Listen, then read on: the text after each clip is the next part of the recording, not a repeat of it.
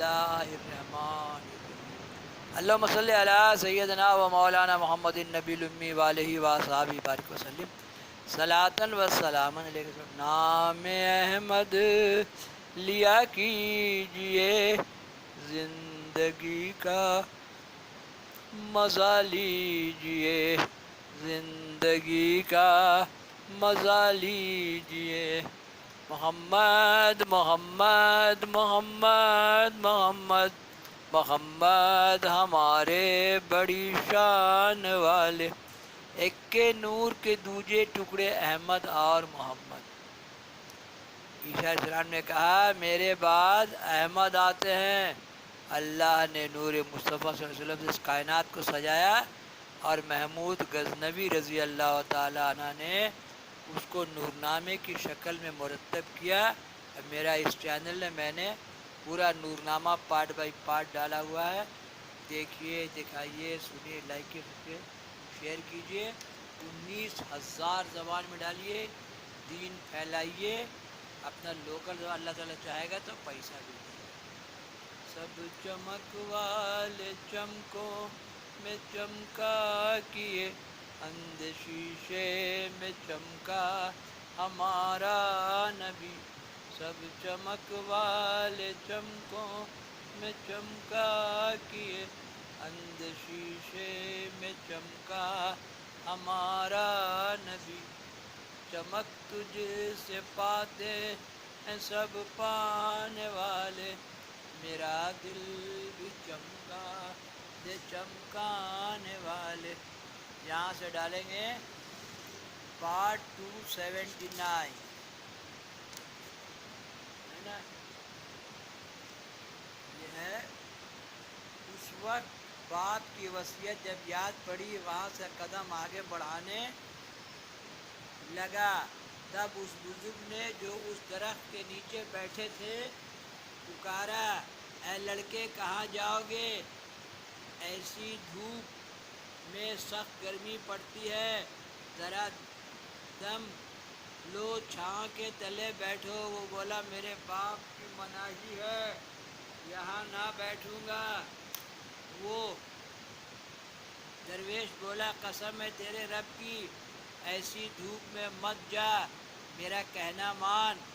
یہ بات سنتے ہی باپ کی بات یاد پڑی۔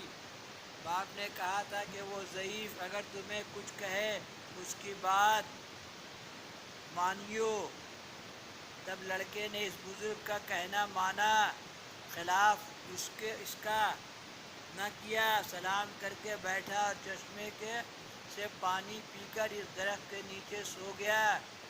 بعد اس کے ایک سانپ اس درخت کے نیچے اس کو کاٹنے آیا، وہ نیند میں تھا اور وہ بزرگ جاگتے تھے، سانپ کو مار کر سر کاٹ لیا۔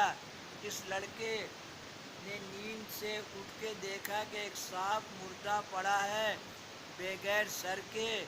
بس اس بزرگ سے یہ حقیقت پوچھ کر متعجب ہوا اور سلام علیک کہہ کے ان سے رخصت ہوا، بستر اٹھا کے چلا۔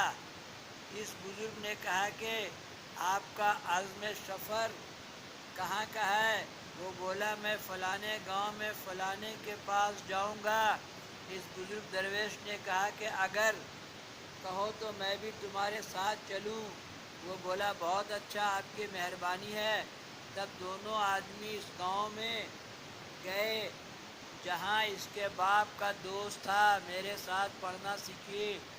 وہاں کے لوگ پوچھنے لگے تم کہاں سے آئے، کون ہو؟ وہ بولا میں لقمان حکیم کا بیٹا ہوں، یہاں تجارت کو آیا ہوں۔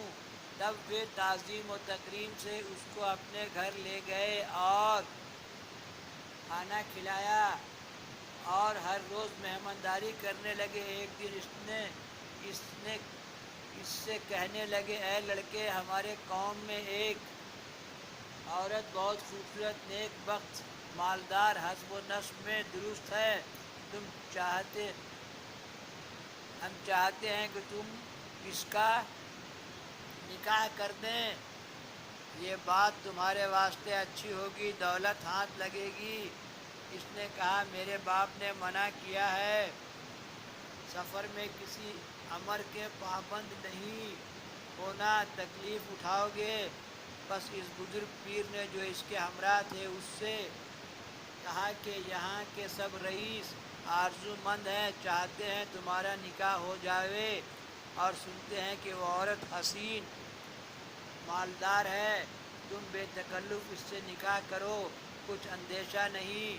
تب اس کو اپنے والد کی بات یاد آئی کہ جو تمہارے ساتھ رہے گا اس کی بات مانیو، جو کہے۔ تب اس نے اپنے یار مصاحب کے کہنے سے اس عورت مالدار سے نکاح کیا۔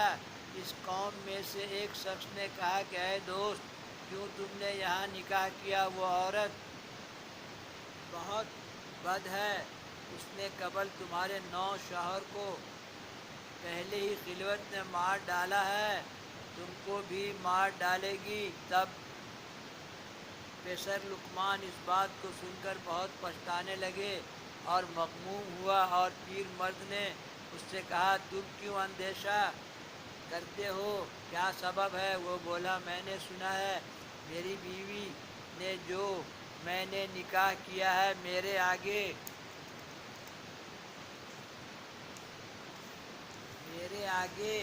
9 شوہر کو پہلے خلوت شب زفاف میں مار ڈالا ہے۔ یہاں سے ڈالیں گے 279 8